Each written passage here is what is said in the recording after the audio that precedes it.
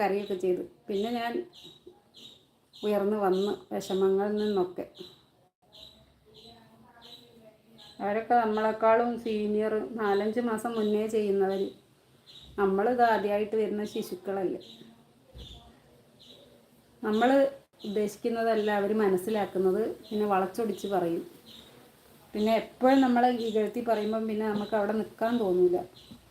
നമ്മളെന്ത് എഴുതിയാലും അതിൽ കുറ്റം പറയും. മറ്റുള്ളവരെ കാണുമ്പോൾ ഹായ് മോളേ എന്നൊക്കെ പറയും. നല്ല തേന് വിളിക്കും. നമ്മളിഷ്ടമല്ല. എന്നെ സപ്പോർട്ട് ചെയ്യുന്ന ഒരു ഫ്രണ്ട് ഉണ്ട്. ആ ലൈവിൽ നിന്ന് ഇറങ്ങിയതാണ്. അപ്പോൾ അവൾ പറഞ്ഞു, തൊട്ട് മുന്നേ പറഞ്ഞു, അടുത്തത് ബിന്ദുവിനാ കിട്ടുകയെന്ന് എനിക്കറിയാമെന്ന്. സോണിയുടെ സർവീസ് സെൻറ്ററിൽ റിസപ്ഷനിസ്റ്റായിട്ട് ജോലി ചെയ്യുന്നു. തൊടുപുഴ എന്ന് പറയുമ്പോൾ ആരെയാ ഓർമ്മ വരുന്ന അറിയോ? തൊടുപുഴ വാസന്തി. ഇപ്പോൾ പ്രായമായിട്ടുണ്ടാവൂലേ? തൊടുപുഴ. പിന്നെ ആരെയും അറിയില്ല കേട്ടോ. എനിക്ക് അറിയാം, അത്രയൊക്കെ വിവരമേ ഉള്ളൂ. തൊടുപുഴയിൽ ആരാ വേറെ പ്രശസ്തരെന്നുള്ളത്. സോണീൻ്റെ സർവീസ് സെൻറ്റർ അല്ലേ? സോണിക്കൊക്കെ ഭയങ്കര വിലയല്ലേ? അവർ മരിച്ചു. തോന്നുന്നല്ലേ, അവർ മരിച്ചില്ലേ? തൊടുപുഴ വാസന്തിയിലെ 2 വർഷമായോ? അത് ശരി.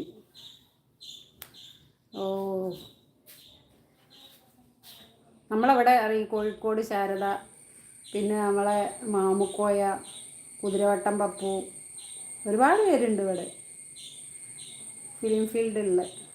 ആസിഫ് അലി തൊടുപുഴക്കാരനാണോ? ആസിഫ് അലി എന്തോ അച്ഛനൊക്കെ ഭയങ്കര നേതാവാണോ? കോൺഗ്രസിൻ്റെയോ ഏതോ നേതാവാണോ? എനിക്കറിയില്ല, ഞാൻ അങ്ങനെ കേട്ടു കേട്ടോ.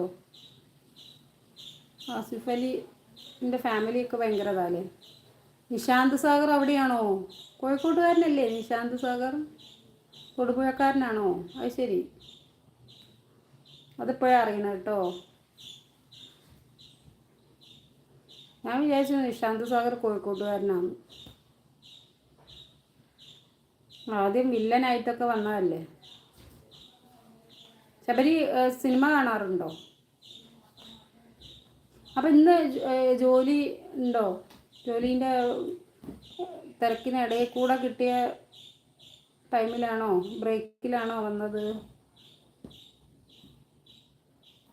2 പേരുണ്ട്. ഒരാളൊന്നും മിണ്ടുന്നില്ല. ശബരിയും ഞാനും മാത്രമേ ഉള്ളൂ ഇപ്പോൾ സപ്പോർട്ട് ചെയ്യുന്ന തന്നെ. ഒരാൾ കർട്ടൻ്റെ ഉള്ളിൽ മറഞ്ഞിരിക്കുന്നു. പുറത്ത് വരൂ ആരായാലും.